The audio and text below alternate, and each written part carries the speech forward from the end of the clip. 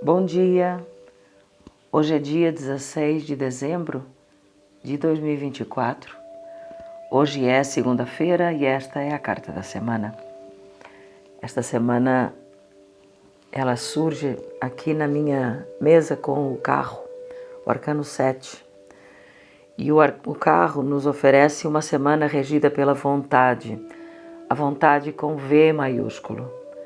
A persistência, a força do querer e o alinhamento com aquilo que desejamos alcançar tende a estar em um bom momento.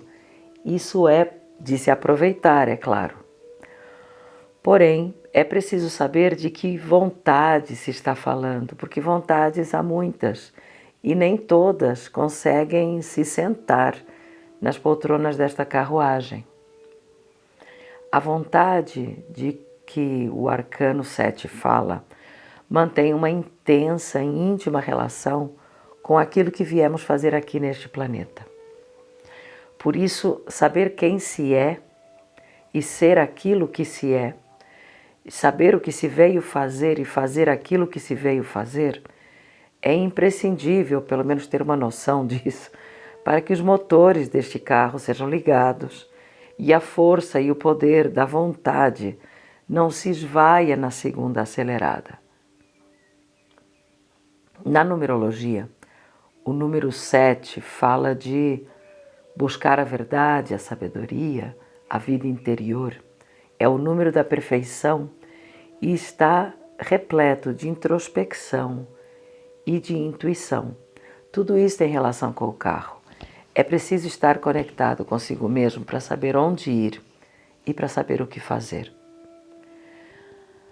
As boas ações, os bons momentos e as boas notícias da semana chegam por esse caminho. Os movimentos internos, a reflexão interna, o usar a própria força naquilo que é correto e que pode ou não corresponder à expectativa alheia, por exemplo. Esses são os recursos para bem utilizar a força de arrancada do carro. Sem a conexão interna, estou me repetindo, eu sei, o carro não irá a lugar algum que vale a pena. Esta semana convém silenciar mais para poder se ouvir, para poder se entender e compreender quais são os passos que são de fato os seus, os próprios. Isto precisa de silêncio, de introspecção e do mínimo possível de interferência do outro. Não quer dizer que não podemos conversar com o outro, mas pelo menos nós não deveríamos nos intrometer muito naquilo que o outro está tentando descobrir de si próprio. Excessos de emoção, por outro lado, com o transbordamento do que se sente, sem que esses sentimentos tenham sido processados, analisados, visitados e revisitados pela razão, tudo isso tende ao pior. O nosso sentir precisa da presença do nosso pensar. Isto por quê? Porque o carro pode nos trazer consciência ou pode nos trazer estupidez. Tudo tem sempre o outro lado, não é? O que ele nos traz está diretamente ligado ao que lhe pedimos e ao esforço que colocamos em entender isso que eu já disse. Quem somos? Quais são os caminhos que podemos trilhar? Não serão todos os caminhos.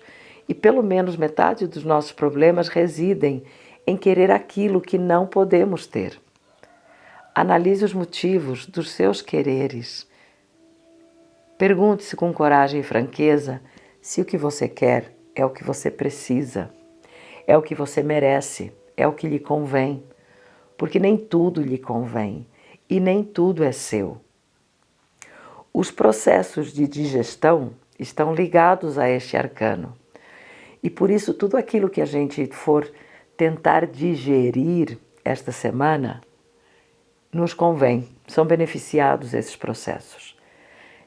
Isso vai até aos limites do nosso corpo físico e de nós podermos prestar mais atenção à maneira como digerimos o que comemos, porque isso pode nos trazer algumas luzes, algumas informações sobre o que estamos ingerindo pelos olhos, pelos ouvidos, que não conseguimos digerir direito.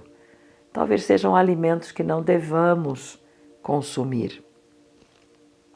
No seu pior cenário, o carro é um veículo que atropela. O carro pode nos atropelar e deixar um lastro de violência e morte que a memória não apagará, porque a memória também é regida por este arcano. Se olharmos para o mundo, vamos ver um mundo que avança a passos largos pelos campos da destruição dos mais valiosos e necessários valores humanos.